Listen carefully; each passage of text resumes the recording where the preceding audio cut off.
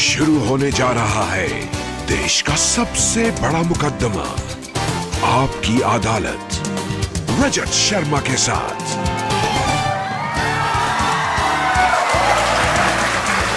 नमस्कार, आपकी अदालत में आपका स्वागत है। प्रधानमंत्री मोदी ने एक बड़ा फैसला किया है 500 रुपए के और 1000 रुपए के नोट बंद करने का। इसको लेकर जनता के में बहुत सारे सवाल हैं, बहुत सारी शिकायतें हैं। कहीं महिलाओं की शिकायतें हैं, बुजुर्गों की शिकायतें हैं, जिनके घर में शादी है उनकी शिकायतें हैं, जिनका इलाज होना है प्राइवेट हॉस्पिटल में उनकी मुसीबतें हैं, एटीएम पर लंबी लाइनें हैं, बैंक वालों के काम करने के तरीके से लोगों को नाराजगी है। आज आपकी अदालत में ऐसे ही सारे सवालों पर, ऐसे इल्जामात पर सफाई मांगने के लिए हमने आमंत्रित किया है भारत के वित्त मंत्री, फाइनेंस मिनिस्टर अरुण जेटली को। Please welcome Arun Jaitley.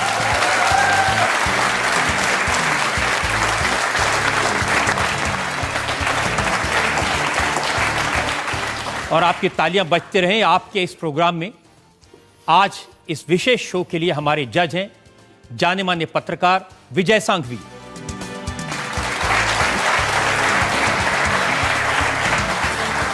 और आपकी अदालत में आज का मुकदमा शुरू करें, सवाल इल्जामात का सिलसिला शुरू करें, इससे पहले एक नजर डालेंगे अरुण जेटली के पॉलिटिकल करियर पर और आज की इस प्रॉब्लम। 500 रुपए और 1000 रुपए के करेंसी नोट लीगल टेंडर नहीं रहेंगे। प्रधानमंत्री नरेंद्र मोदी ने जब 500 और 1000 के नोट बंद करने का फैसला किया तो इसे लागू करने की जिम्मेदारी फाइनेंस मिनिस्टर अरुण जेटली पर आई।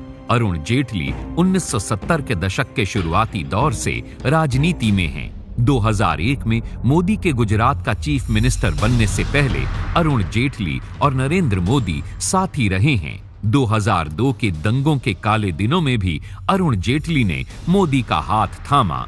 नरेंद्र मोदी का नाम प्रधानमंत्री पद के लिए आगे लाने वालों में अरुण जेटली सबसे आगे थे। फाइनेंस मिनिस्टर अरुण जेटली उन गिने चुने लोगों में से हैं जिन्हें कई महीनों से 500 और 1000 के नोट के बंद होने की जानकारी थी। इस बड़े फैसले का जहां स्वागत हुआ है, वहीं इसके इम्प्लीमेंटेशन को लेकर सवाल खड़े हुए हैं। आम जनता को कई तरह की परेशानियों का सामना करना पड़ रहा है। आज आपकी अदालत में अरुण जेटली से ऐसे ही इल्जामात की सफाई मांगेंगे। आपकी अदालत में वक्त है मुकदमे का।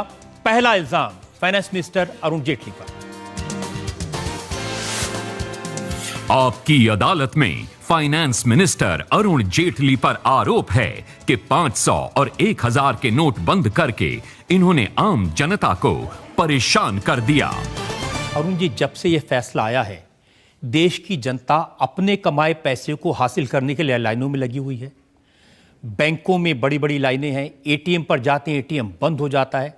महिलाएं हैं, बच्चे हैं, बुजुर्ग हैं, बहुत परेशानी का आलम है। जिसको आप पब्लिक हैरेसमेंट कहते हैं, इसका लार्जर पब्लिक इंटरेस्ट देखिए। अगर मैं आपको गिनाने लग पड़ूं, 2.5 दिन में केवल स्टेट बैंक ने 2 करोड़ 28 लाख लोगों को एंटरटेन किया है। तो अगर सारे बैंक ले लो तो कोई 8-10 करोड़ लोगों को। अब काम इतना बड़ा है उसमें, और पूरे में अगर आप टेलीविजन स्क्रीन देखना छोड़ दो और वहां मौके पर जाओ, देश में 1.25 लाख बैंक की ब्रांचेस हैं, एटीएम्स हैं, पोस्ट ऑफिसेस हैं और ऐसे बैंकिंग कॉरेस्पॉन्डेंट्स हैं। पूरे देश में कोई घटना नहीं है, कहीं पुलिस का प्रयोग नहीं करना पड़ता। लोग व्यवस्थित तरीके से खड़े हैं, लंबी लाइनें हैं, लेकिन व्यवस्थित लोग हैं, तकलीफ सहने को तैयार है। और सबका इंटरव्यू आता है, वो कहते हैं देश के व्यापक हित में होगा। आपने कहा कि अपने पैसे के लिए लाइन में लगना है। ये जो लोग यहां बैठे हैं ना, जो मेरा पैसा है, इनके उसके संबंध में 2 अधिकार हैं। पहले तो यह जानने का अधिकार है कि मैंने ईमानदारी से लिया है या किसी बेईमानी से उस पैसे को कमाया है, और बेईमानी से कमाया है तो फिर जो मुझ पे कार्रवाई होनी चाहिए, इनको अधिकार है। और दूसरा, इनके हित में उस पैसे पे मैं टैक्स देता हूं कि नहीं देता, ये 2 अधिकार इनके हैं। और इसलिए मैंने कमाया, मैंने चोरी से कमाया, रिश्वत से कमाया, टैक्स नहीं दिया, और इनका क्या अधिकार है इस पे। तो ये जो पूरी योजना है, ये किसी के पक्ष में नहीं। और कौन इसका विरोध कर रहे हैं? अरुण जी, विरोध वालों पर मैं आऊंगा, लेकिन जो लोग लाइन में खड़े हैं, तकलीफ पा रहे हैं, ना तो उन्होंने टैक्स की चोरी की है, ना उन्होंने कोई बेईमानी की है, ना उन्होंने करप्शन किया है, वो तो देश का साधारण जनता है, उसको क्यों लाइन में लगा दिया? आप रियल वर्ल्ड में उतर आइए। वैकल्पिक करेंसी के लिए लाइन में लगना पड़ेगा। इस देश में तो क्रिकेट मैच की टिकट के लिए भी लाइन में लगना पड़ता है, लेकिन इसलिए यह कहना लाइन में लगना है, और लाइन में लगना इतना खराब है कि काला धन चलने दो, इस देश में भ्रष्टाचार चलने दो। एक तरफ 10 दिन का हैरेसमेंट है लाइन में लगने का, और दूसरी तरफ व्यवस्था को बदलने का इस देश की जनता तय कर ले। कोई गड़बड़ नहीं हो रही। अभी आपसे बात शुरू हुई उससे पहले मेरे मोबाइल पर मैसेज आया, नोएडा के सेक्टर 50 में, 44 में, 18 में महिलाओं को मैंने रोते हुए देखा। एक लड़की ने मुझे मैसेज भेजा है, उनके पास बच्चों को खाना खिलाने के पैसे नहीं है, बैंक आज वक्त से पहले बंद हो गए, करेंसी खत्म हो गई। देखिए, आप एक इसको समझिए, पूरा ये निर्णय जो एग्जीक्यूट हुआ, इसमें लगभग 4-5 लाख डिस्ट्रीब्यूशन पॉइंट्स हैं देश में।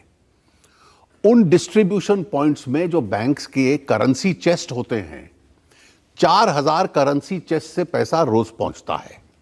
ये बहुत बड़ा ऑपरेशन है। 2.5 दिन में मैंने आपको कहा कि 8-10 करोड़ ट्रांजैक्शंस जो लोगों के डिपॉजिट्स के हुए, 2.5 दिन के अंदर हुए। और इसलिए इसमें स्वाभाविक, और मुझे खेद भी है इस बात का कि इसमें जब प्रधानमंत्री जी ने घोषणा की 8 की रात को, उन्होंने कहा कि आपको कुछ दिन के लिए इसकी तकलीफ होगी जब ट्रांसफॉर्मेशन होगा। किसको तकलीफ हो रही है? जिसके पास 500 करोड़, 1000 करोड़ जिसकी जेब में है ना, वो लाइन में नहीं खड़ा। मुझे लगता है कि आपसे मेरा एक बुनियादी मतभेद है। आपका कहना है लाइन में मत लगो और काला धन चलने दो। मुझे लगता है 2-4 दिन लग जाओ लाइन में, और अगर इस भ्रष्टाचार और काले धन से मुक्ति पा जाएगा, आपके भी हित में रहेगा, देश के भी। नहीं, मेरा आपसे मतभेद है। मेरा आपसे मतभेद यह है कि जिन लोगों ने 500 करोड़, 800 करोड़, 1000 करोड़ किया हुआ है, उनको तो आप पकड़ नहीं रहे। देखिए, ये छोटे मोटे ब्रोकर, जनता के लोग, ये पकड़े जा रहे हैं। बिल्कुल नहीं, उन लोगों को पकड़िए। बिल्कुल नहीं। उनका पैसा, अरुण जी आप भी जानते हैं, आपको एक चीज बता दूं, आप इतने बड़े वकील रहे हैं, उनका पैसा गोल्ड में लगा है, उनका पैसा रियल एस्टेट में लगा है, उनकी जेब में पैसे नहीं है। मैं आपको बता दूं, कोई आदमी, मैंने बार बार इंटरव्यूज में ये उदाहरण दिया कि कोई आदमी घर में किसी सामान्य परिवार के पास पैसा है, और अगर वो 2 लाख रुपया जाकर बैंक में डिपॉजिट करते हैं, तो कोई उनकी से सवाल नहीं पूछने वाला। जो 2 करोड़ करेगा या 200 करोड़ करेगा, उससे सवाल पूछे जाएंगे। तो इससे आम आदमी को कोई तकलीफ नहीं होने वाली है। लेकिन आप आम आदमी के धैर्य का फायदा उठा रहे हैं। देखिए, कोई धैर्य का नहीं। आपको किसी युद्ध होता है, लोग सफर करते हैं। इस देश का इतिहास है। जब 65 की लड़ाई हुई थी तो प्रधानमंत्री थे, उन्होंने कहा एक वक्त की खाना मत खाइए क्योंकि सेना का समर्थन करना, लोगों ने किया। आप केवल इतना कि मैं आपको उदाहरण दे रहा हूं कि आप जाकर बैंक में पैसा विड्रॉ कीजिए, बैंक के अंदर डिपॉजिट कीजिए और कैश में, चेक में ट्रांजैक्शन करना शुरू कीजिए। आपको कहना है क्योंकि इसको करने में जो 10-15 दिन लगेंगे, इसका जो ट्रांसफॉर्मेशन करने में, उसमें क्योंकि तकलीफ है, तो उस प्रशासनिक तरीके की वजह से आप व्यवस्था देखिए क्या है। आपको पहले तैयारी करनी चाहिए थी ना। 2 लाख एटीएम मशीन है, उसमें से 1 लाख चल रही है। बैंक ऑफ बड़ौदा की फिगर मेरे पास में है। आप रियल वर्ल्ड में नहीं है। 900 में से 400 एटीएम चल रही है। सुन लीजिए, 8 तारीख से पहले इस निर्णय को सीक्रेट रखना था। अगर ये निर्णय पहले हो जाता, जैसे मुलायम सिंह जी ने कहा कि 1 हफ्ते की छूट दे दो, जिसको रफा दफा करना है वो कर ले, यहां तो वो वाला रास्ता हम करते, यहां तो वो रास्ता करते। अब मशीन को आपको रिकैलिब्रेट करना है। अब मैं आपको बता दूं एटीएम मशीन का क्या है। एटीएम मशीन में पुराना 100 का नोट, 500 का नोट और 1000 का नोट के लिए वो कैलिब्रेटेड है। ओवरनाइट मशीन नए नोट पे कैलिब्रेट हो जाएगी, ये नहीं है। उसका 2 से 3 सप्ताह उसको रिकैलिब्रेट करने का एक टेक्नोलॉजी का सिस्टम है। उन 2 लाख मशीनों को नए नोटों के मुताबिक ट्यून करना पड़ता है। उसके सेंट्रल सिस्टम को करना है और फिर टेक्नोलॉजी के लोग हर उस मशीन के ऊपर जाएंगे। इसलिए यह कहना कि जैसे आपने निर्णय किया, एक बटन दबाया और सारी मशीनें बदल जाएंगी, दुनिया ऐसे नहीं चलती। आपको इस सारे में, आपके बैंक्स में, मैंने आपको कहा, आप संख्या देखिए। आज जब मैं आपसे बात कर रहा हूं तो आज सुबह 12:15 बजे तक के मैंने अभी आंकड़े दिए हैं। केवल स्टेट बैंक ने 2 करोड़ 28 लाख लोगों को एंटरटेन किया है, और वो पूरे बैंकिंग व्यवस्था का 20-25% हिस्सा है। उसको अगर आप 3 या 4 या 5 से मल्टीप्लाई कर दीजिए तो 2-2.5 दिन में अगर आप इतना बड़ा संख्या कर सकते हो, अगले कुछ दिनों में ये संख्या लेवल आउट कर जाती है। आपको किसी भी इस प्रकार के ट्रांजैक्शन में, किसी भी इस प्रकार के एक थोड़ी सी ट्रांसफॉर्मेशन स्टेज में तकलीफ होती है, लेकिन मैं ये मानता हूं कि इसके राष्ट्र हित में इतने अधिक लाभ होने वाले हैं कि जो बुराइयां व्यवस्था में आई हुई थी इसकी वजह से, उससे जो मुक्ति प्राप्त होनी है, और आप जीवन के किसी साइड में ले लो, इसका असर पड़ा। अब मैं आपको जीवन की साइड बताता हूं। सरकार को सोचना चाहिए था, देव उठनी एकादशी के बाद शादियों का सीजन है, साए हैं। दिल्ली में 40,000 शादियां हैं, देश में 50 लाख शादियां हैं, टाइम ही कोई और कर लेते। महीने बाद से ये कौन सी सभ्यता और धर्म में लिखा है कि शादी में जो शगुन आप देंगे सिर्फ काले धन में ही देंगे? शादी में ये कौन सी सभ्यता में लिखा है? मैं आपको मैं आपसे क्षमा, ये परंपरा है। आप देखिए, ये परंपरा काले धन की नहीं है। मैं आपको एक बताऊं, मेरे पास पिछले, और मैं चाहूंगा ये जनता सुने, पिछले 2 दिन से मुझे रिक्वेस्ट क्या आती है, भाई किसानों के लिए ये जो पुराना सिस्टम था शुरू कर दो। दूसरी आई, आज किसी ने कहा कि जो टी प्लांटेशन वर्कर है उनके लिए कर दो। भाई मनरेगा वर्कर को तो चेक में पैसा मिलता है आजकल, उसके डिजिटल तरीके से बैंक में आता है। तीसरी रिक्वेस्ट आई, अच्छा मंदिरों के लिए कर दो। तो मंदिर का बैंक अकाउंट क्यों ना हो, जो रोज चढ़ावा आता है बैंक अकाउंट में चला जाए। कल आप कहोगे पॉलिटिकल पार्टीज के लिए कर दो। ये सब विंडोज खोलने की बात है कि एक एक खिड़की खोलते जाओ। आपको एक बात थोड़ा सा आप मुझे 1 मिनट कंप्लीट करने दीजिए। आप इस सच्चाई से इनकार कर सकते हैं कि रात को 8 बजे घोषणा होती है और इस देश में कई दुकानें रात को 12, 1, 2 बजे तक, और किस व्यवसाय की खुली रही जो ये धंधा करती रही? आपको मैं दूसरा कारण बताऊं, जो जनधन के खाते हैं जिनके यहां 0 बैलेंस होता था या 10, 20, 50, 100 का बैलेंस था, आज मुझे एक बैंक के चेयरमैन ने कहा उन अकाउंट्स में 300 करोड़ रुपया डिपॉजिट हो गया। जब कानून, आप मान लीजिए कि ब्लैक मनी में ट्रांजैक्ट करना इस देश में किसी का फंडामेंटल राइट नहीं है, और इसलिए ये कहना कि धर्म के नाम पर, किसान के नाम पर, शादी के नाम पर हमें अनुमति दे दो ब्लैक मनी ट्रांजैक्शंस की, कम से कम पब्लिक मोरालिटी। देखिए अरुण जी, शादी के लिए माँ बाप, उनके लिए बहुत बड़ी चीज होती है, जिंदगी भर पैसा जोड़ते हैं। अब घर में पैसा रखा है शादी के लिए, जोड़ा हुआ है। तो मुझे एक बात बताइए, आपने अगर जोड़ा हुआ है, अब लोग मुझे कहने लगे जी मुझे फला चीज के लिए पैसा देना है, तो अपने बैंक अकाउंट में डाल के चेक काट के दे दीजिए। हलवाई कोई बैंक का चेक लेता है क्या? देखिए ऐसा है, अब क्या बात है, आप इस देश में केटरर्स बैंक का चेक नहीं लेंगे क्या? अब बड़े लोग की शादी आप छोड़िए, यहाँ पर लोग हैं। एक मिनट, आप बैंक में से पैसा विड्रॉ करके भी हलवाई को दे सकते हैं। अच्छा, मैं आपसे करता हूं, आप बैंक में से पैसा विड्रॉ करके भी दे सकते हैं। कल को आप कहेंगे कि मेरा कैमरामैन चेक से नहीं लेता, क्यों नहीं लेता? जब मनरेगा का वर्कर लेता है तो। अरुण जी, इस हिसाब से ना बारात बैंक में ठहरेगी और फिर एटीएम में। स्वीकार कर लें, आज ये स्वीकार कर लें कि इसमें आपका और मेरा दृष्टिकोण भिन्न है। आपकी प्रेफरेंस कैश है, मेरी प्रेफरेंस कैश नहीं है। ये मतभेद हमें मानना पड़ेगा। मेरी प्रेफरेंस जनता की परेशानी दूर करना है। देखिए, आपकी परेशानी है वो परेशानी में रहे। देखिए, इसमें जनता की परेशानी तब दूर होती है जब व्यवस्था एक ईमानदारी से चले और इस देश में कानून का पालन हो। मैं एक आपसे देश प्रगति करे। ये कहना, मुझे आप बताइए ये कौन कंप्लेन कर रहा है? आम जो ईमानदार आदमी, मैं आपको एक आंकड़ा देता हूं, जितने लोग इस देश में इनकम टैक्स देते हैं उनमें से अधिक मात्रा में वो हैं जो किसी ना किसी जगह नौकरी करते हैं और उनका वो तनख्वाह के साथ टैक्स कट जाता है। छोटी नौकरी क्लास 4 की करने वाला तो बेचारा टैक्स दे, और उससे 10 गुना बेहतर जीवन करने वाला कहे कि मुझे इस तरीके से कच्चे में काम करने की आदत है, मुझे तो उसकी सहूलियत है। और इसलिए इस व्यवस्था को आपको लगता है कि चलने दिया जाए? नहीं, मैं टैक्स देने वालों की बात कर रहा हूं। मैं उन लोगों की बात कर रहा हूं जो साधारण लोग हैं, मध्यम वर्ग के लोग हैं, जो टैक्स देते हैं। जब अपनी बेटी तो कोई खतरा नहीं है भैया। उनको खतरा है जब वो शादी करने जाते हैं। मुझे आप बताइए, जो आदमी टैक्स देता है, जिसके पास बैंक में पैसा है, वो चेक से खर्चा करे या बैंक से विड्रॉ करे? यहाँ लोग हैं ऐसे जिनके घरों में शादियां हैं, ऐसे कोई लोग हैं जिनके परिवारों में आप हैं, आप इनकी बात सुनिए, आपको पता चलेगा प्रैक्टिकल क्या है। हमने पैसा इकट्ठा किया, बैंक में डाल दिया। अब ये सिचुएशन तो अब आई है ना, हमने उससे पहले ही निकाल लिया।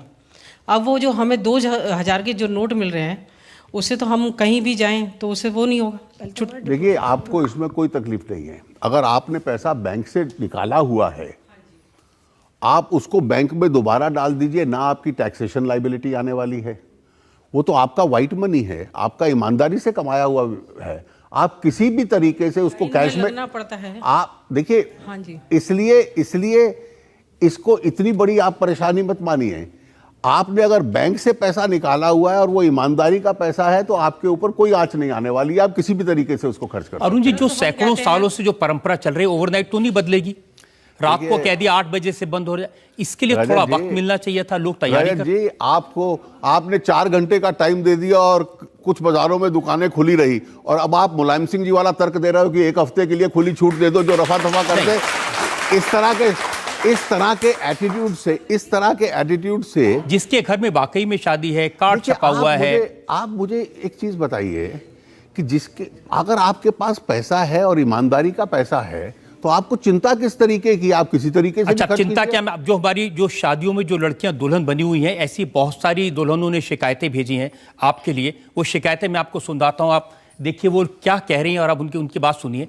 चूड़ा पहना हुआ है, हल्दी लगी है, आप कह रहे हैं एटीएम में जाके पैसे ले आइए। मेरी आपसे ये अपील है, मैं आस्था राठौर जयपुर से, मेरी शादी है 16 नवंबर को, एंड मेरे घर में बहुत ज़्यादा शादी एक बहुत ही खुशियों का माहौल होता है और मेरे घर में खुशियां कम, अभी तनाव ज़्यादा बना हुआ है। मेरे पेरेंट्स ने मेरी शादी की बहुत तैयारियां करी थी, बैंक से जो मनी हमने निकाल लिया था वो अब एक कागज़ का टुकड़ा ही रह गया। जो मेरे रिश्तेदारों ने मुझे एज ए गिफ्ट दिए थे वो भी अब किसी काम के नहीं रहे। कैश हमारे पास इतना पड़ा था, अब अगर हम एक्सचेंज करने जाए वो हमें कितना दे रहे हैं, वेरी लिमिटेड अमाउंट, एंड जहां हमें लोगों की मिन्नतें करनी पड़ रही हैं, मतलब इस टाइम कि मतलब हम बाद में दे देंगे या ये ले लो, वो हर जगह प्लास्टिक मनी तो नहीं चल रही, मतलब it's very difficult for us to manage. मैं तो यही कहना चाहूंगी, प्रधानमंत्री जी अपने देश की बेटी समझ के ये निर्णय थोड़ा लेट ले लेते फैसला, क्योंकि इस टाइम शादी है, शादियों का दिन है, यही 2 महीने है कि पूरे देश भर में शादियां हैं। अगर इतना सोच लेते कि चलो ये निर्णय लिया था तो थोड़ा जल्दबाजी में ना लेते, थोड़ा रुक कर ले लेते। हमें इतनी परेशानी है, मुझे क्या, मेरी जैसी लाखों करोड़ों बेटियों को परेशानियां हैं।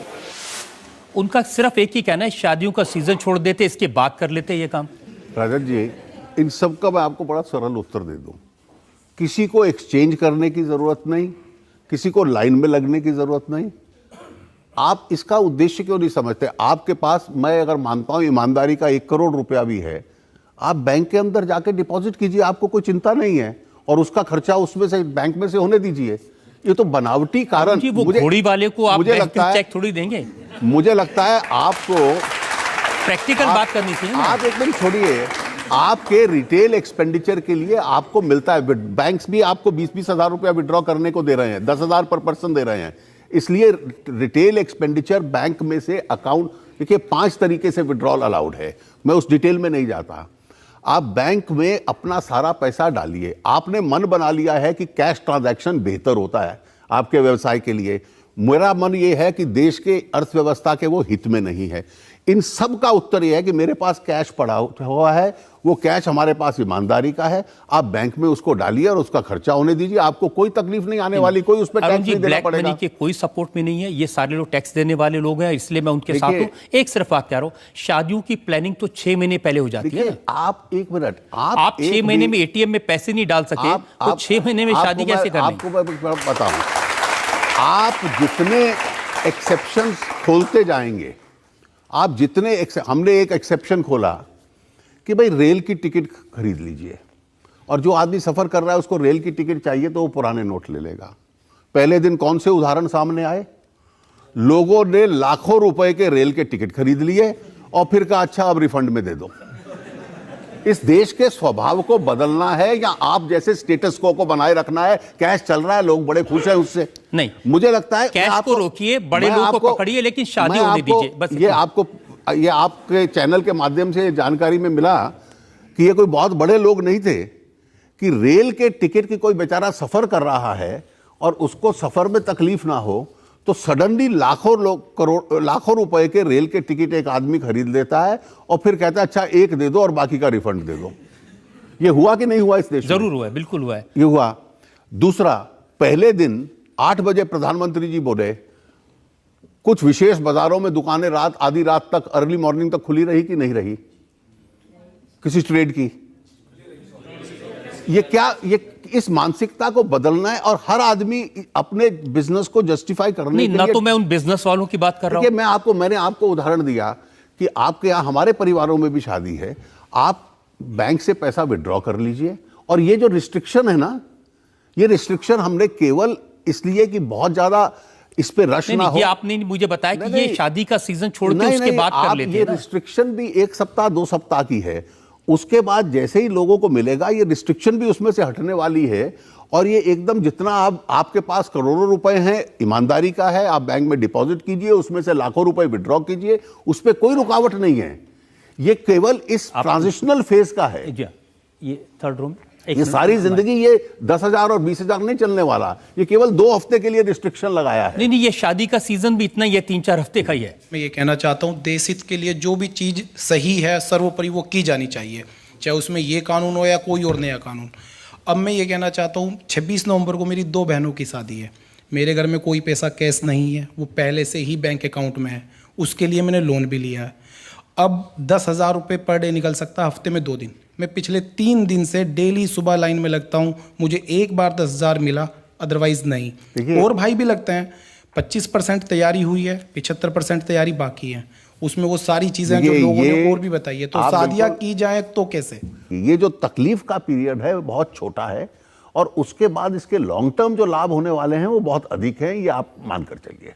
सर, ऐसा नहीं हो सकता जो शादी वाली फैमिलीज हैं वो रिटर्न अंडरटेकिंग दे के अपने पैसे को एक बार मिल लें, सिर्फ वो फैमिलीज जो शादी वाली हैं, देखिए, ताकि उनकी प्रॉब्लम कम हो सके। मैं आपको एक चीज बिल्कुल बता दूं कि बहुत वर्ग ऐसे हैं, मेरे पास बीसियों ऐसी रिक्वेस्ट आई हैं कि मेरा एक ऐसा व्यवसाय है, मेरा एक ऐसा ट्रेड है, हमारा एक ऐसे खास फैक्टर्स हैं। कोई कहता है मैं एनजीओ चलाता हूं तो हमें दे दिया जाए, कोई कहता है मैं वर्कर्स में डिस्ट्रीब्यूट करता हूं, कोई कहता है मुझे फैक्ट्री के मजदूरों को देना है। तो इसलिए हमने अगर एक्सेप्शन करनी शुरू कर दी तो जो एक इतिहास है और जो उसका स्वभाव है उसमें हम लोग फंस जाएंगे। और इसका शादी तो एक ही बार होती है, जिसका कार्ड छपा है वो देख लीजिए।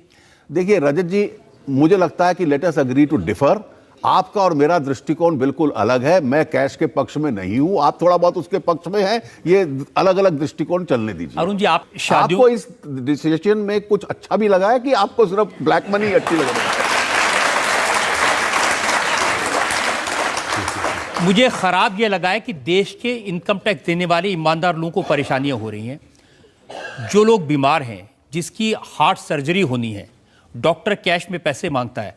आप जानते हैं कि 9 तारीख, 10 तारीख, 11 तारीख को बहुत सारे लोगों की सर्जरी कैंसिल हो गई। उनमें से 1-2 लोग भगवान के पास भी चले गए। देखिए, मैं आपको एक बड़ा स्पष्ट बता दूं,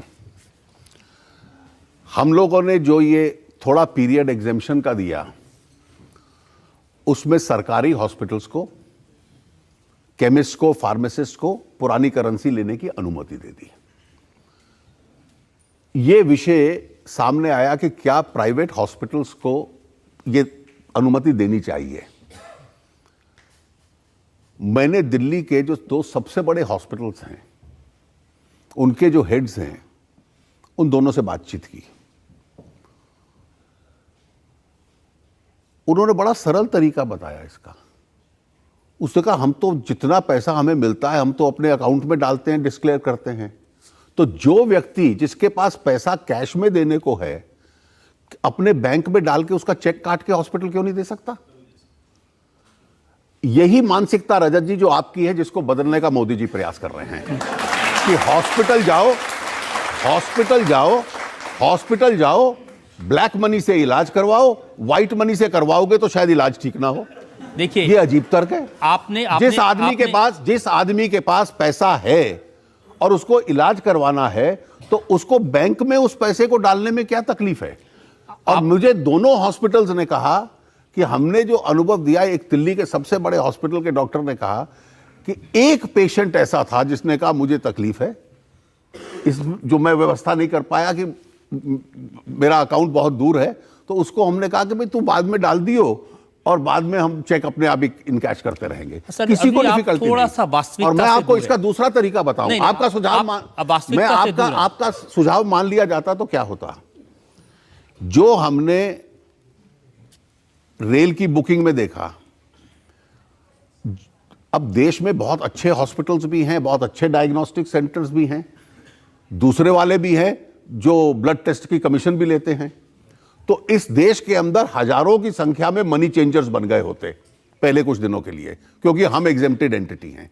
अब कितनी प्राइवेट एंटिटीज को आप एग्जेम्प्टेड एंटिटी बनाओगे पहले? लेकिन अरुण जी थोड़ी असलियत से भी आइए। काले धन के मैं सपोर्ट में नहीं हूं, लेकिन जनता की तकलीफ के सपोर्ट में हूं। फिगर्स हैं 80% इलाज प्राइवेट नर्सिंग होम्स में होता है, प्राइवेट हॉस्पिटल्स में होता है, 20% सरकारी वहां चेक लेने पे प्रतिबंध नहीं है ना। 2013-2014 की फिगर्स मेरे पास, तो सुनिए तो सही। आपका तर्क बेसिकली गलत है, आपकी बेसिक बुनियाद गलत है। आप इस बुनियाद पे चल रहे हैं कि प्राइवेट हॉस्पिटल्स को कैश लेना उनका अधिकार है। नहीं, वो अरुण जी जिस डॉक्टर से इलाज चल रहा है, अगर वो कैश पैसे नहीं लेगा तो मैं अपने मरीज को मर दे दूं? या आप मान लीजिए, मैं भी एक प्रोफेशनल रहा हूं, वकील रहा हूं, और मैं आपको, मुझे कहने में कोई इतराज नहीं है कि प्रोफेशनल्स को भी यह सोचना पड़ेगा कि इतना कमाते हैं, देश के लिए टैक्स भी दें। तो इसलिए कोई डॉक्टर ये कहे कि इस व्यवस्था में मुझे टैक्स देना पड़ेगा इसलिए मैं इलाज नहीं करूंगा, ये तो आपने क्या किया? क्या आपने डॉक्टर्स को, हॉस्पिटल्स को इसके लिए तैयार किया कि देखिए बड़ा सरल तरीका है, आप बड़ा सरल तरीका है, आपको अगर डॉक्टर हॉस्पिटल में जाकर अपना इलाज करवाना है तो जो चीज आप चेक में दे रहे हैं, कैश में दे रहे हैं, वो आप चेक से क्यों नहीं दे सकते? नहीं, क्या सरकार ने डॉक्टर्स को इस बात के लिए सैनिटाइज किया कि वो चेक में पैसे लेंगे? सरकार ने, उनका मन तो आप बनाएंगे, इस तर्क से आप उनका मन बिगाड़ रहे हैं। सरकार ने तो कानूनी पाबंदी लगा दी कि अब वो चेक से ही लेगा। आपको शायद मालूम है कि नहीं, इनकम टैक्स एक्ट में हम लोगों ने अमेंडमेंट किया है कि जो 2 लाख से ज्यादा खर्चता है तो उसको अपना पैन कार्ड नंबर भी देना पड़ेगा। और इसलिए कानून के माध्यम से भी हम लोगों को परसुएड कर रहे हैं। मेरे पास तो 2013-14 की फिगर है, 2.9 लाख करोड़ कैश में हॉस्पिटल्स को, डॉक्टर्स को पे हुआ। अरे अच्छा है ना, तो वो डॉक्टर अपना इतना कमाते हैं, अपना टैक्स भी देश के लिए देना शुरू करें। मुझे आप ये बताइए कि आप टैक्स नहीं देंगे, टैक्स का प्रयोग किस चीज के लिए होता है? एक बार आप सोच लीजिए। कोई सरकार अपनी जेब में नहीं डालती, टैक्स का जो पैसा आता है उसमें से 3 लाख 4 लाख करोड़ रुपया इस देश की सुरक्षा के लिए इस्तेमाल होता है, फौज के ऊपर।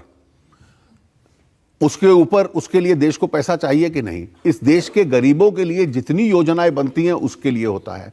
इस देश में जितना इंफ्रास्ट्रक्चर बनता है, कल को हाईवेज बनते हैं, रेलवेज बनता है, एयरपोर्ट्स बनते हैं, बस सर्विसेज बनती हैं, पोर्ट्स बनते हैं, आपके सरकारी क्षेत्र के अस्पताल बनते हैं जो फ्री में इलाज करते हैं, हर राज्य के अंदर एम्स वगैरह जैसे हॉस्पिटल बन रहे हैं। टैक्स का इस्तेमाल तो जनता के हित में होता है। आपकी मनरेगा जैसी योजनाओं पे जिस पे हजारों करोड़ रुपया खर्च होता है गरीबों के लिए, वो टैक्स का इस्तेमाल होता है। तो जो हॉस्पिटल और प्रोफेशनल्स इतना अच्छा कमा रहे हैं कि आपने कहा कि इतने अरबों रुपए उन्होंने कमा लिए, तो टैक्स देना भी तो उनके लिए जरूरी है।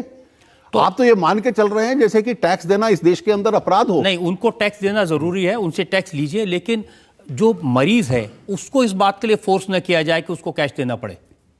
देखिए, मुझे एक बात बताइए, जिसके पास पैसा है और जो पैसा देकर इलाज करवा रहा है, इसका क्या तर्क है कि वो उस पैसे को अपने बैंक में नहीं डाल सकता? अरुण जी, प्राइवेट हॉस्पिटल्स और प्राइवेट डॉक्टर्स नहीं लेते हैं। भैया, अब तो कानून की मजबूरी है, उनके पास कोई दूसरा रास्ता नहीं बचेगा। ये बिल्कुल समझ लीजिए। आप कह रहे थे कि जो भी कुछ ट्रांजैक्शंस हो रहे हैं, जो लाइनें लगी हैं, कोई झगड़ा नहीं चल रहा है। अभी मेरे पास रिपोर्ट आई है, मॉडल टाउन दिल्ली में इंडियन ओवरसीज बैंक है, गार्ड ने लोगों का सिर फोड़ दिया, 60 टाके आए हैं। मेवात दिल्ली में स्टेट बैंक के बाहर लाठीचार्ज करना पड़ा है, आप कहें तो इसकी तस्वीरें दिखा सकता हूं। मुंबई में गोवंडी में एक मां अपने बच्चे को लेकर खड़ी थी, उस बच्चे की मौत हो गई है। बहुत सारे इंसिडेंट्स हैं। देखिए, ये इतना बड़ा ऑपरेशन है और जिसके मैंने अभी आपको आंकड़े दिए, 2-2.5 दिन में लगभग 2 लाख करोड़ रुपया कैश का बैंकिंग सिस्टम में आया है। अगले 5, 7, 8 दिन में कितना और आएगा, इसकी व्यवस्था देखिए। 2-2.5 दिन में 7-8 करोड़ लोगों ने बैंकों के साथ ट्रांजैक्शन किया केवल इस मनी चेंजिंग का, और हो सकता है ये संख्या 20-30 करोड़ तक जाए, क्योंकि 30 दिसंबर तक जाना है। मुझे खेद है अगर कहीं कोई घटना होती है, लेकिन प्रायः इस देश में हमने टेलीविजन पे भी देखते हैं, आपके जो रिपोर्टर्स जाते हैं, आप कितनी देर से खड़े हैं, क्योस है, और जो लाइन दिखाते हैं लंबी लाइन है। मैं खुद कई बैंक्स में गया, विड्रॉल और डिपॉजिट की लाइन छोटी है, एटीएम की थोड़ा लंबी है। लेकिन प्रायः शांतिपूर्ण तरीके से लोग लाइनों में 2-2, 3-3 घंटे लगे हुए हैं, उनका उसके बाद नंबर आता है।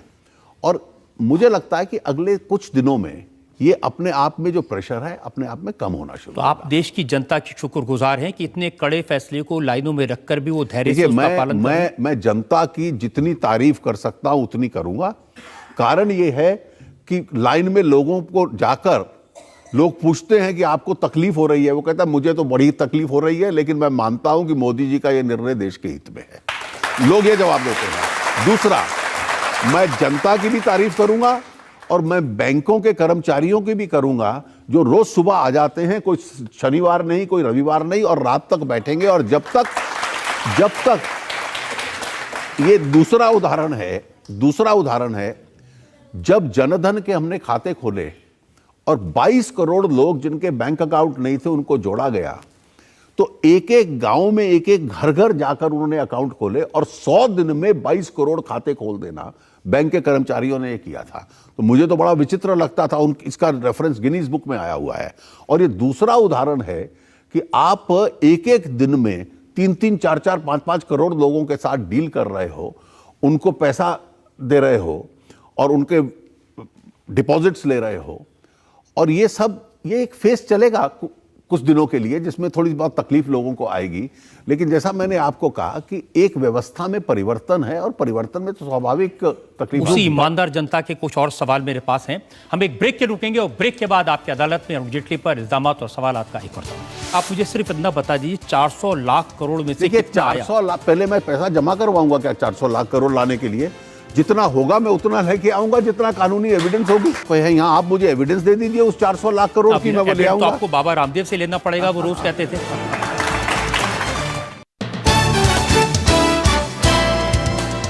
Welcome back. आपकी अदालत में आज हम मुकदमा चला रहे हैं, सवाल पूछ रहे हैं फाइनेंस मिनिस्टर अरुण जेटली से। आपकी अदालत में अगला। आपकी अदालत में फाइनेंस मिनिस्टर अरुण जेटली पर आरोप है कि 500 और 1000 के नोट बंद होने से छोटे व्यापारियों का नुकसान हो रहा है। अरुण जी, बाजारों में सन्नाटा है, कोई खरीदने वाला नहीं है। दिल्ली में 80% जो रजिस्टर्ड दुकानें हैं वो बंद हैं, और ये असर है नोट बंद होने का। देखिए, किसी भी निर्णय का जो इंपैक्ट होता है ना,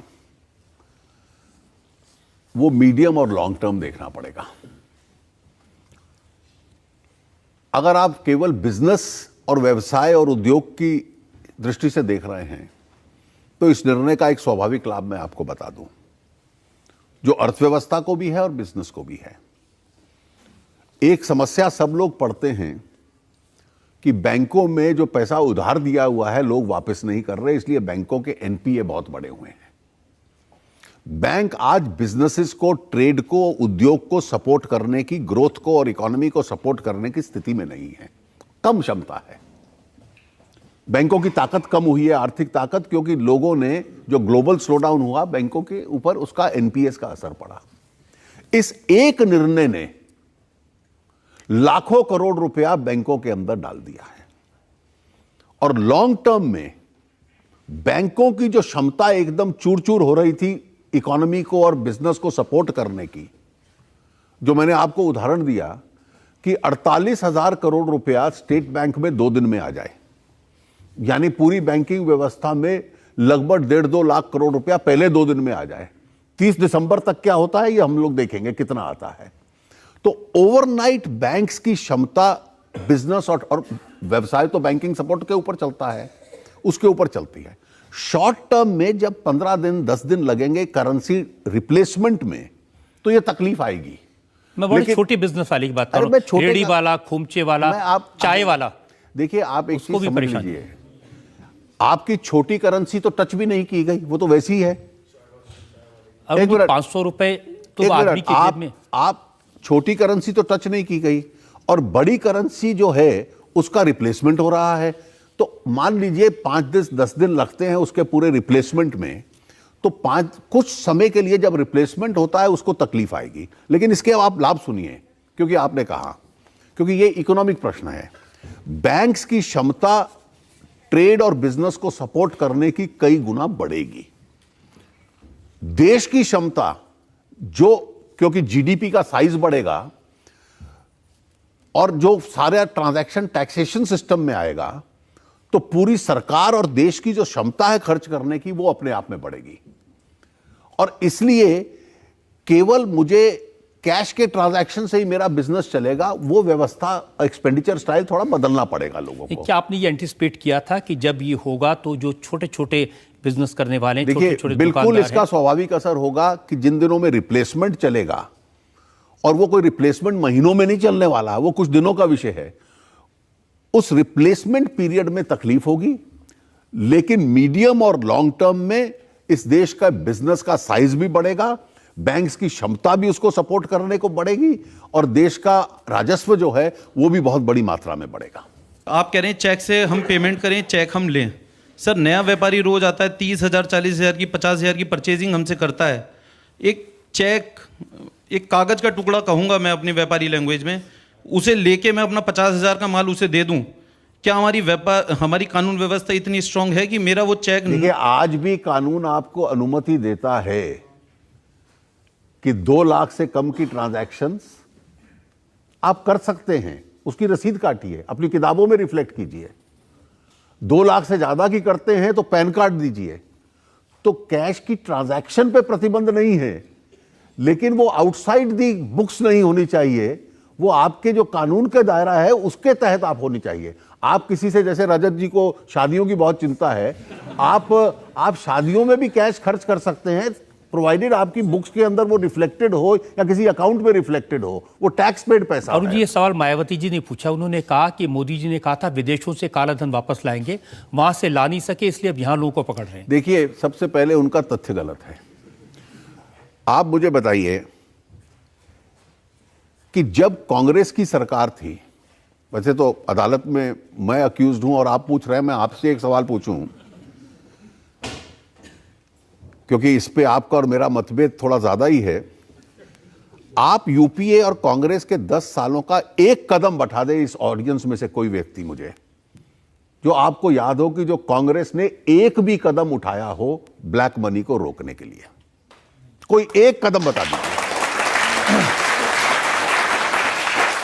आपने तो उठाया नहीं।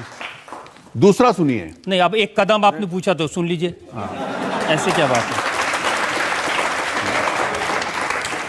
चिदंबरम साहब ने यह कहा कि जब उनकी सरकार थी तो उन्होंने नोट बंद करने के लिए एक सोचा था, पहल की थी, और उस समय भारतीय जनता पार्टी ने क्या कहा था उनको रोकने के लिए? आम आदमी, आम औरत जो पढ़े लिखे नहीं है, जिनकी पहुंच बैंकों तक नहीं है, वो इस तरह के उपायों से प्रभावित होंगे। ये उपाय गरीब विरोधी है। भारत के 65% लोगों के बैंक खाते नहीं हैं और नकदी के रूप में अपने पास धन रखते हैं। इनमें से ज्यादा अनपढ़ हैं, बुजुर्ग हैं। आप उस संदर्भ को तो समझ लेते हैं। क्या चिदंबरम साहब ने डिमोनेटाइजेशन प्लान की थी? नहीं, उन्होंने कहा था कि एक मिनट, उन्होंने ये कहा कि जो नोट फट रहे हैं, पुराने हो रहे हैं, वो बाहर चले जाएंगे, उसके स्थान पर नए आ जाएंगे। अरे, इस निर्णय में कौन सा तूफान आने वाला था? ये तो 24 घंटे 12 महीने चलता रहता है। मुझे लगता है कि ये जो तर्क कल आनंद शर्मा ने दिया, रिप्लेसमेंट ऑफ ओल्ड करेंसी जो फेज आउट होती है, वो कोई बहुत बड़ा रिफॉर्म मेजर है क्या? वो तो एक कागज के टुकड़े को आप 10 बार प्रयोग करोगे तो अपने आप फटने लग पड़ेगा, उसका विकल्प लाना पड़ेगा। और उसकी तुलना कर रहे हैं। कौन सा कांग्रेस ने या चिदंबरम ने फैसला किया था कि 500, 1000 या बड़ा करेंसी हम लोग करेंगे? मैं आपको दूसरा उदाहरण दे रहा था। आपने मायावती वाला मुझसे पूछा था, हम लोग ब्लैक मनी का कानून लाए कि जिस व्यक्ति के पास विदेशों में कोई पैसा है, वो व्यक्ति उसको डिक्लेयर करे और 60% टैक्स दे। लोगों ने डिक्लेयर किए, और जो नहीं करेगा तो उसको 10 साल की सजा होगी। HSBC के, लिंचनस्टाइन के जितने केसेस आए, उन सब केसेस में हमने प्रोसिक्यूशंस फाइल किए। G20 का इनिशिएटिव लिया कि 2017 से जितने इंटरनेशनल ट्रांजैक्शंस होंगे भारतीय नागरिकों के, वो रियल टाइम में उसकी इंफॉर्मेशन हिंदुस्तान को मिलेगी। आज तक 20 साल से यह मांग चल रही थी कि मॉरिशस रूट को रद्द करो, क्योंकि इस देश से पैसा बाहर जाता था और मॉरिशस के रास्ते से वापस आ जाता था, उस पर हम लोग टैक्स नहीं लगाते थे। और ये मॉरिशस के अलावा साइप्रस पे, सिंगापुर पे भी लागू था। मॉरिशस और साइप्रस का एग्रीमेंट हमने रद्द कर दिया, सिंगापुर को चिट्ठी लिख दी कि ये जो घूम के पैसा राउंड ट्रिपिंग से आ रहा है ये गलत है। अब ये सारे कदम क्या 2014 के बाद ही उठने थे? चिदम्बरम साहब को तो 3 बार फाइनेंस मिनिस्टर बनने का अवसर मिला। मैं तो बार बार कह रहा हूं कि मुझे एक कदम बता दीजिए इसमें से आपने उठाया हो कभी ब्लैक मनी के खिलाफ। अरुण जी, बाबा रामदेव कहते थे 400 लाख करोड़ रुपया विदेशों में है। देखिए अब कितना आया वापस? देखिए आप एक मिनट सुन लीजिए, अब 2.5 साल हो गए, कितना आया ये तो बताइए। आपको मैं बता दूं, आपका फॉरेन ब्लैक मनी में 4,500 करोड़ रुपया लोगों ने डिक्लेयर किया। HSBC अकाउंट में 6,500 लोगों के हम लोगों ने ऑर्डर्स पास किए, लिंचनस्टाइन में हम लोगों ने पास किए। लेकिन मुझे आप एक चीज बता दीजिए कि जितने स्टेप्स फॉरेन ब्लैक मनी पे हमने लिए हैं और जो इफेक्टिव ऑर्डर पास किए हैं, आप मुझे एक ऑर्डर बता दीजिए कि कांग्रेस की किसी सरकार ने आज तक किया नहीं। लेकिन आप मुझे सिर्फ इतना बता दीजिए 400 लाख करोड़ में से देखिए कितना 400 लाख, पहले मैं पैसा जमा करवाऊंगा क्या 400 लाख करोड़ लाने के लिए? जितना होगा मैं उतना लेके आऊंगा जितना कानूनी एविडेंस होगी। ये तो आपके आज मुझे लगता है कि एज अ प्रोसिक्यूटर आज की आप विचित्र स्थिति में हो कि अब आप ये कह रहे हो कि मैं कह रहा हूं कि इतने करोड़ों रुपए हैं, यहां आप मुझे एविडेंस दे दीजिए उस 400 लाख करोड़ की, मैं वो ले आऊंगा। तो आपको बाबा रामदेव से लेना पड़ेगा, वो रोज कहते थे। एक और ब्रेक के हम रुकेंगे और ब्रेक के बाद आपकी अदालत में इल्जाम और सवाल का एक और अरुण जी, मुलायम सिंह जी कह रहे हैं, मायावती जी कह रही हैं कि उत्तर प्रदेश में इलेक्शन है, इसलिए आपने ऐसा फैसला किया, ये स्टंट किया है वोट लेने के लिए। देखिए उन दोनों की तकलीफ मैं समझ सकता हूं।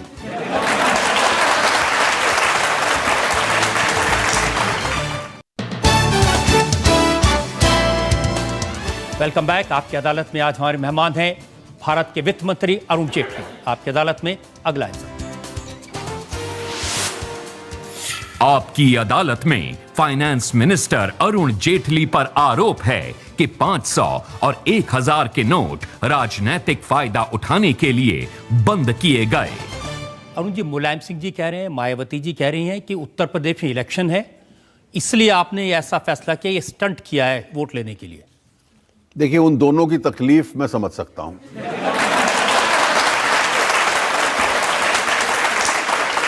और आप समझ लीजिए उन दोनों के ऊपर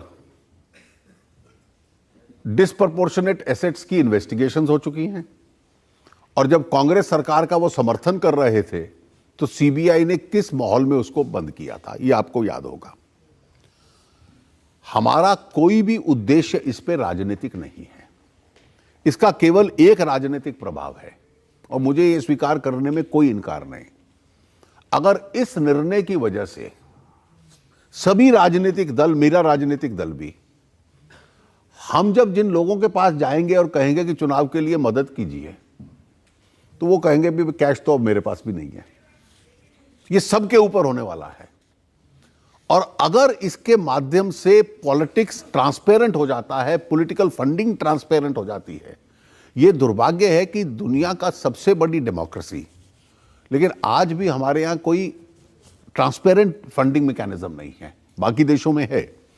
और इसका अगर एक पॉलिटिकल लाभ हो जाता है तो मैं मानता हूं कि इसमें बहुत बड़ी देश की सेवा। जी, ममता बनर्जी जैसी नेता वो कह रही हैं कि सरकार को इस स्टेप को तुरंत वापस लेना चाहिए क्योंकि इससे गरीबों को नुकसान हो रहा है, इससे दबे कुचले लोगों को परेशानी। मुझे एक बात बताइए, इस देश के गरीबों के पास कितने हजार रुपए के नोट हैं मैं नहीं जानता, ममता जी को ज्यादा जानकारी होगी।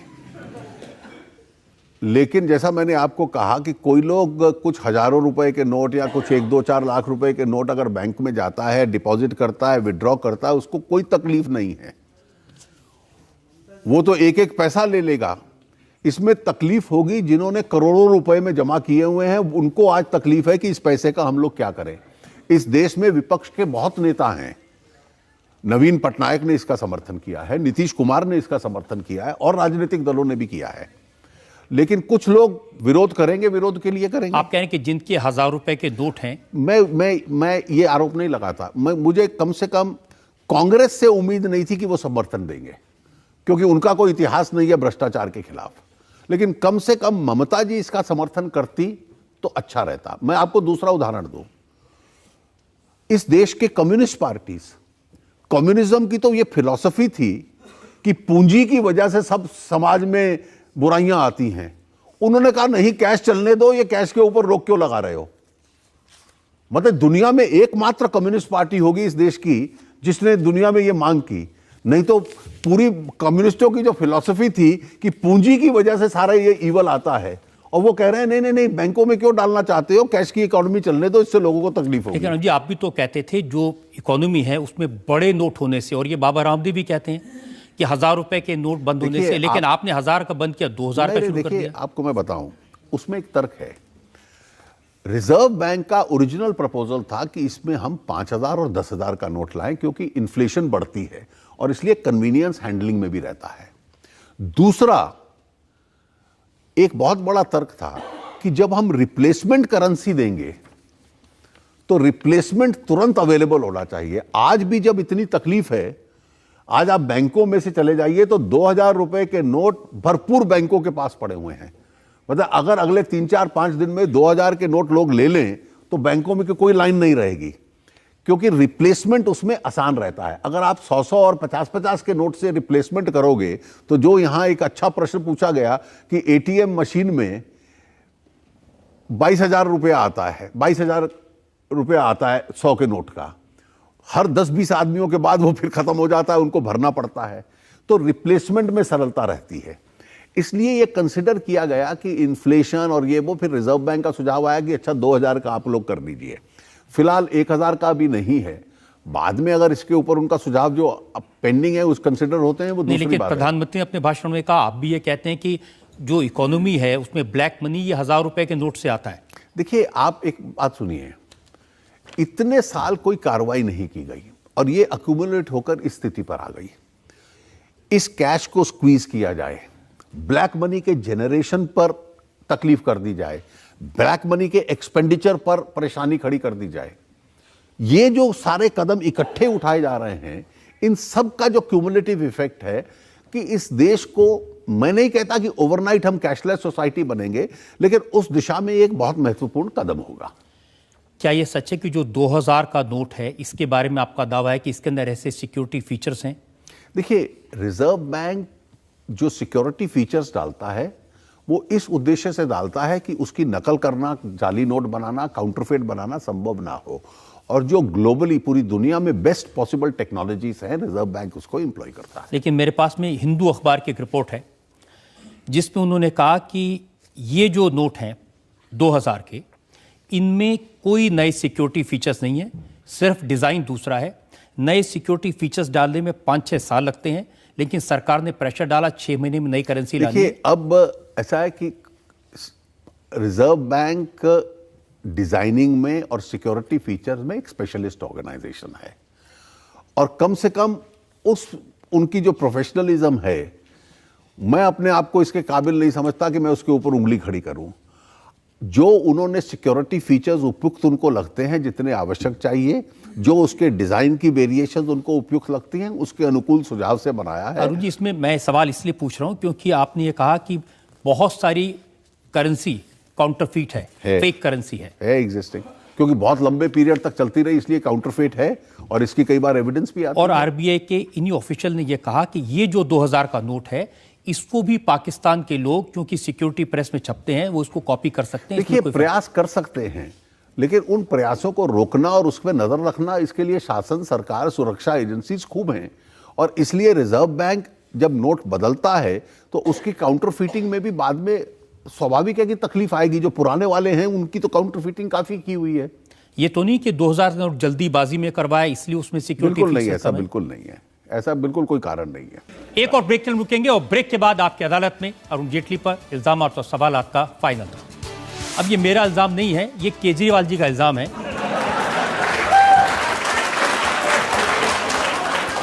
उन्होंने आज कहा कि प्रधानमंत्री ने अपने दोस्तों को और बीजेपी के लोगों को ये इंफॉर्मेशन लीक कर दी थी, और क्योंकि कई बैंकों में 3 महीने से बहुत डिपॉजिट बढ़ गया। वैसे उनके बयानों की समाज में कोई विश्वसनीयता नहीं है।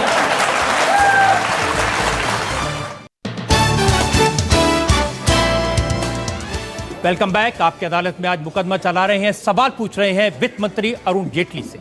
आपकी अदालत में अगला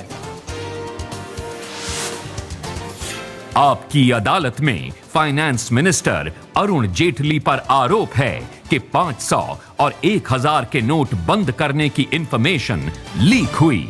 अब ये मेरा इल्जाम नहीं है, ये केजरीवाल जी का इल्जाम है।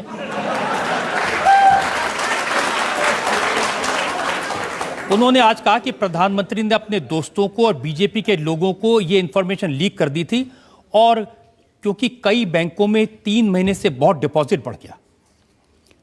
मैंने उनका बयान सुना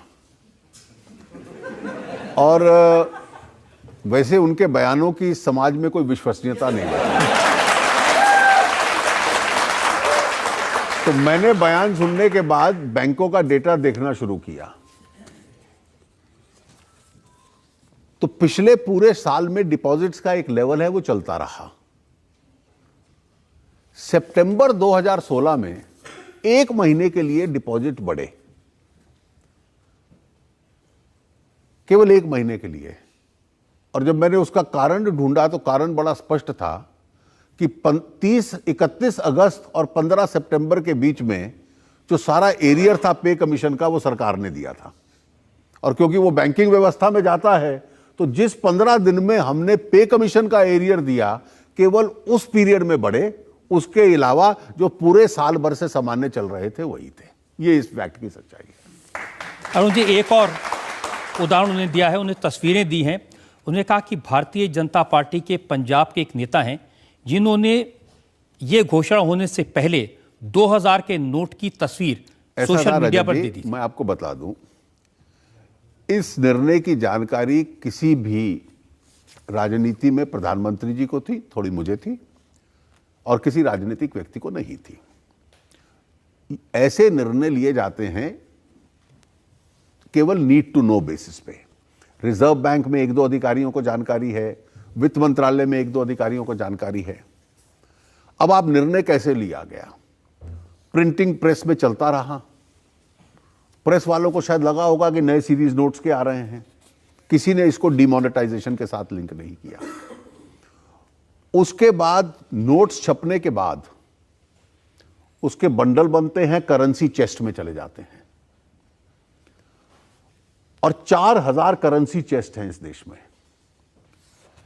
2 या 3 दिन पहले घोषणा से जो ये घूम रहे थे, कहीं ना कहीं से 2000 रुपए के नोट का एक सैंपल लीक होकर सोशल मीडिया में आ गया, और जब 4000 स्थानों पर गया तो कहीं से आया होगा। और वो 4000 स्थानों पर, अच्छा, जब मैंने देखा, अच्छा, वहां सोशल मीडिया पे भी ये सवाल आया, ये नोट क्यों छपा हुआ है? किसी ने ये लिंक नहीं किया कि 500 और 1000 जाने वाला है, क्योंकि 4000 जगह पे डिस्ट्रीब्यूट हुआ तो किसी जगह से वो जानकारी बाहर मिली होगी, और फिर वहां 4000 स्थानों से लेकर आगे 5 लाख स्थानों तक गया। ये सारी तैयारी 8 तारीख तक हो चुकी थी, और किसी एक आध स्थान पर उसका एक सैंपल बाहर आया सोशल मीडिया पर, तो ये लीक्ड इंफॉर्मेशन हो गई। अब इसीलिए तो मायावती जी कह रही है कि इन्होंने अपना तो इंतजाम कर लिया, हमें फंसवा दिया। देखिए, आप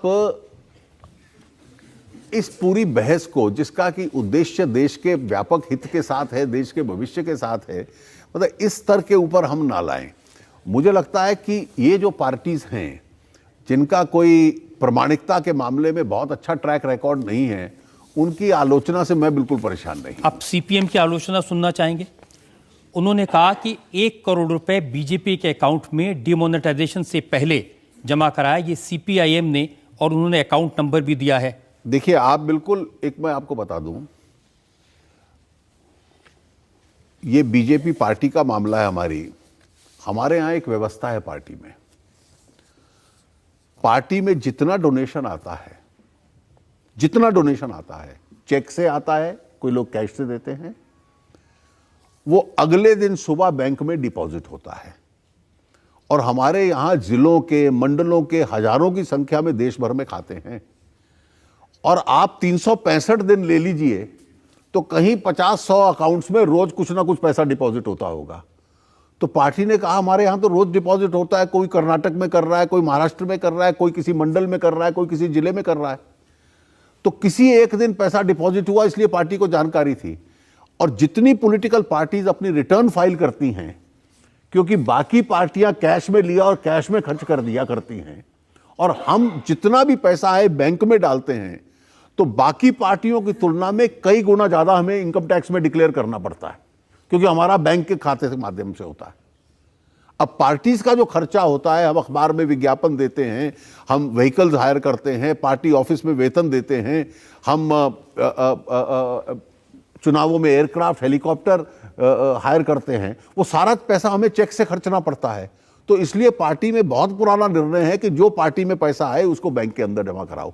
तो हमारे यहाँ तो रोज कहीं ना कहीं अकाउंट में जमा होता होगा। तो आपके पार्टी के ट्रेजरर को तो नहीं पता चला था कि ये करने वाले हैं? देखिए, मैंने आपको बिल्कुल स्पष्ट कह दिया कि इस निर्णय की एक सैंक्टिटी है, और उस सैंक्टिटी की वजह से इसकी गोपनीयता रखना बहुत आवश्यक है। और लोगों ने बहुत इसके बारे में व्यंग भी किए कि मंत्रिपरिषद को भी उसी दिन पता चला, और जब प्रधानमंत्री जी ने घोषणा कर दी तब लोगों बाहर गए। ये बात सच है, क्योंकि इसमें उतनी ही जानकारी व्यक्ति को मिले और उस व्यक्ति को मिले जिसकी आवश्यकता है। आप कह रहे हैं कि जो सरकार के कैबिनेट मिनिस्टर्स हैं, राजनाथ सिंह, नितिन गडकरी, मनोहर पर्रिकर, सुषमा स्वराज, इनको भी जानकारी नहीं थी? देखिए, सबको प्रधानमंत्री जी ने कैबिनेट में ब्रीफ किया है। अनाउंसमेंट के बाद? नहीं, अनाउंसमेंट से पहले। मैंने आपको क्रम बता दिया। 6 बजे रिजर्व बैंक ऑफ इंडिया के बोर्ड ने इसको रेकमेंड किया, 7 बजे कैबिनेट के अंदर आया, और 8 बजे प्रधानमंत्री जी ने घोषणा की, क्योंकि इसकी एक गोपनीयता बनाए रखना इसकी सैंक्टिटी के लिए आवश्यक था। अरुण जी, हमने आपसे हर तरह के सवाल पूछे, और ये 1000 और 500 के नोट जो बंद हुए, बहुत सारी शिकायतें थी, आपने जवाब दिए। हम एक ब्रेक रुकेंगे, और ब्रेक के बाद आपकी अदालत में आज के जज विजय सांघवी का फैसला, आज के मुकदमे।